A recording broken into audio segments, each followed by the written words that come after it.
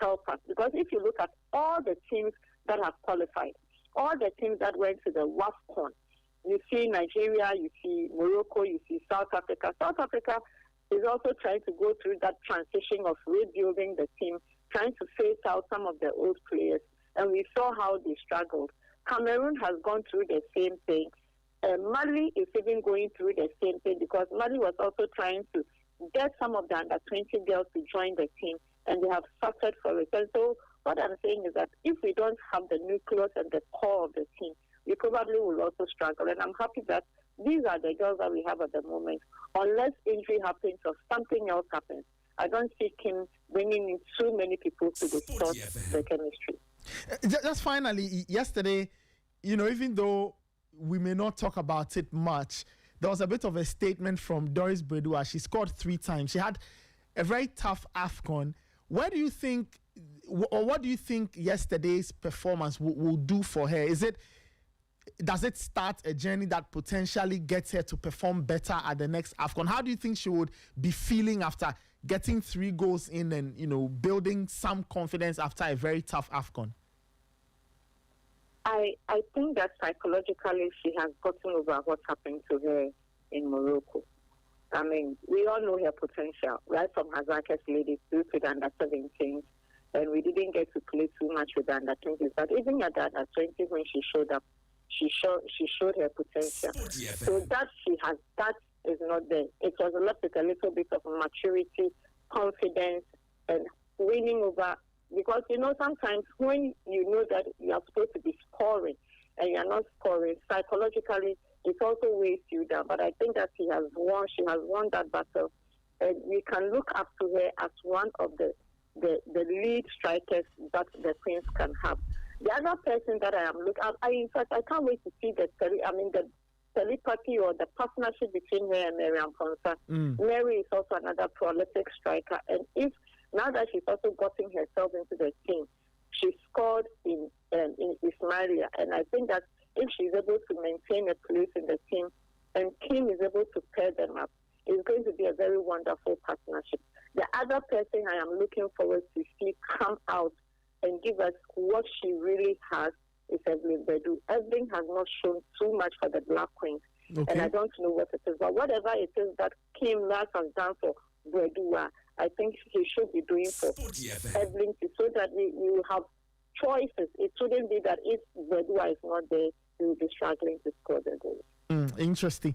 Rosalind, thank you so much. Congrats to the Queens. I guess between now and next year, at least the next big thing is the friendly with England.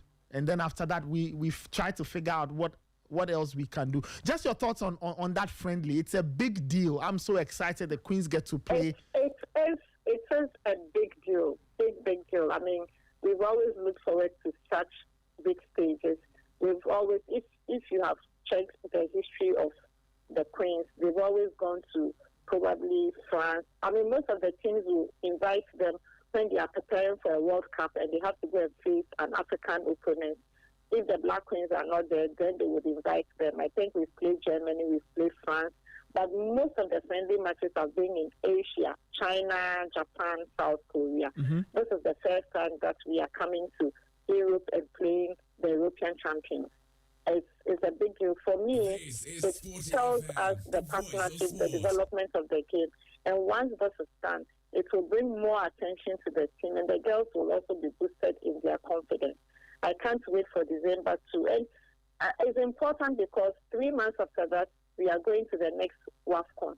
And it will do a lot of branding and image enhancement for the Queens as they go into the tournament.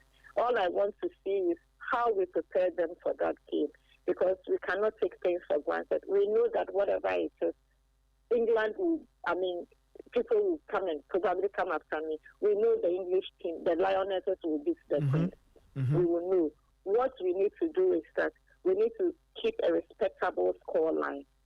I don't think we should be conceding an avalanche or a basket full of goals. Yeah.